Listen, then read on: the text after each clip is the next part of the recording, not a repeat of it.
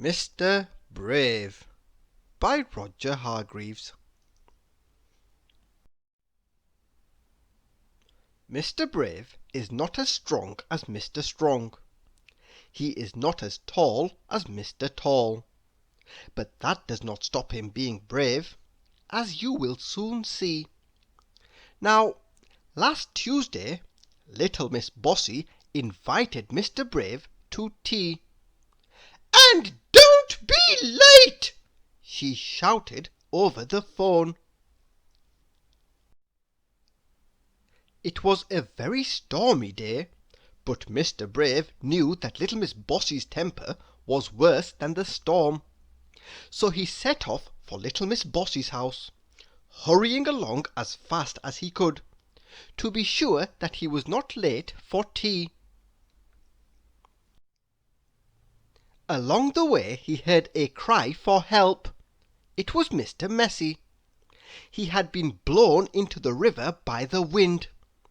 Mr. Brave did not want to be late to see Little Miss Bossy, but being the brave fellow he was, he jumped into the river and rescued Mr. Messy.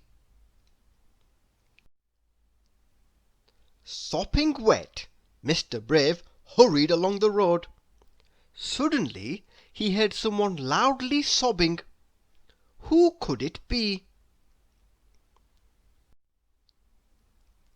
It was Little Miss Somersault. She was balancing on a tightrope tied between two tall trees. "Oh, Mr. Brave, I'm so lonely," she sobbed. "Nobody will come and play on my tightrope. They're all too frightened of heights. You're so brave. Won't you come and join me?" Mr. Brave looked up at Little Miss Somersault. Then he thought about Little Miss Bossy. But being the brave fellow he was, he took pity on Little Miss Somersault and climbed onto the tightrope. They chit-chatted happily until Mr. Brave happened to look down. "Little Miss Somersault, look! The rope! It's going to snap! We're going to fall! And it's such a long way to the bottom! Oh, calamity! Oh, help!" he cried out in panic. "Be brave, Mr. Brave," said Little Miss Somersault. With no more fuss, she carried him safely back down to the ground. "Oh, thank you," said Mr. Brave with a sigh of relief. Little Miss Somersault said good-bye, and Mr. Brave was left on his own, shaking like a leaf. "I don't deserve to be called Mr. Brave. I was scared stiff. Thank goodness nobody knows my secret," he said to himself.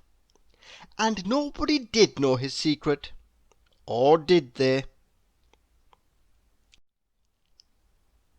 Little Miss Trouble just happened to be passing by. She saw everything, and what she had seen and heard had given her an idea, a very naughty idea. She grinned a mischievous grin. "Hey! Come here, everybody! Come and see this!" she shouted at the top of her voice. Very quickly a large crowd gathered. "I have an announcement," announced Little Miss Trouble. "Did you know that Mr. Brave isn't brave at all?" "No, it can't be true," said the crowd all at once. "It is true," said Little Miss Trouble, "and I'll prove it to you. Mr. Brave," she continued, "I dare you to walk across that tightrope." Mr. Brave looked up at the tightrope, and all the crowd looked up at the tightrope. Then all the crowd looked at Mr. Brave. Mr. Brave suddenly remembered something. A very important something. "Just look at the time!" he cried. "I'm going to be late for tea at Little Miss Bossy's." "Got to run!" he cried, and he ran off as quickly as possible. "Hooray!" cheered the crowd, and they all clapped and applauded Mr. Brave. Little Miss Trouble looked very puzzled. "Why are you all cheering him?" she cried. "He ran away. He isn't brave at all." "Oh, yes, he is!" they all shouted. "Would you show up late for tea at Little Miss Bossy's house?" Little Miss Trouble thought for a moment. "Gosh, he is brave after all," she said in awe. Thank you for listening.